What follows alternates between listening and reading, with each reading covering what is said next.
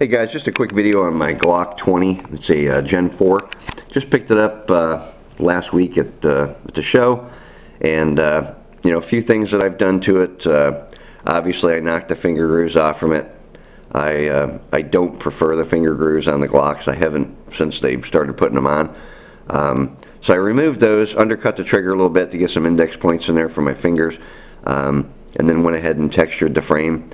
Normally I use a aluminum oxide and bond it to the frame, but this time around I went ahead and heat stippled it. I'm not a big fan of heat stippling because I think most of the time that golf ball style heat stippling is just it just doesn't have a good look when you're done. Some guys that do it professionally, you know, obviously do a great job with it, but most of us that are doing them in the garage at home, just, you know, trying to save that $150 shot, probably don't have you know, quite the pattern skills that these guys do. At least I don't anyway.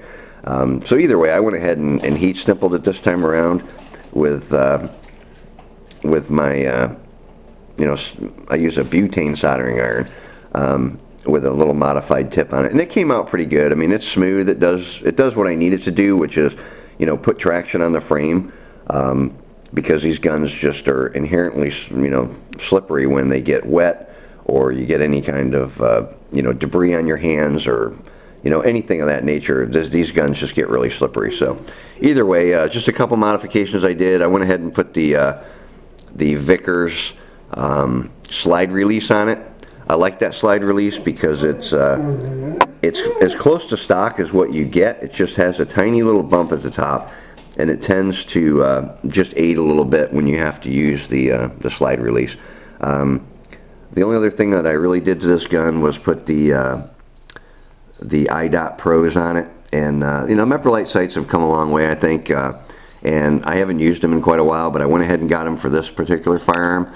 I like the fact that the rear sight has a big flat shelf on it, so if you need to manipulate the slide off from an object or your clothing, you've got a nice flat shelf there to do it with. The front sight is nice. It's got a nice Trigicon dot in the center with that nice white outline, so it does stand out pretty well. I'm not a real big fan, honestly, of the rear sight having the Trigicon dot in it. Normally I kind of prefer just a you know, a standard blacked out rear, but yeah, it works okay for this particular gun. So either way, just a few things that I've done to this 20 to make it a little bit nicer. It's a great shooting gun with that 10mm cartridge, and you know, oddly enough, if you get the right kind of holsters, like the crossbreeds inside the waistbands that distribute the weight of these firearms, you know, this gun I carry every day as my primary carry weapon, and it hides very well for a large frame gun. So you know, I'm very happy with it, and you know, hope this video will help you if you're looking towards going with a Gen 420. It's a really nice firearm.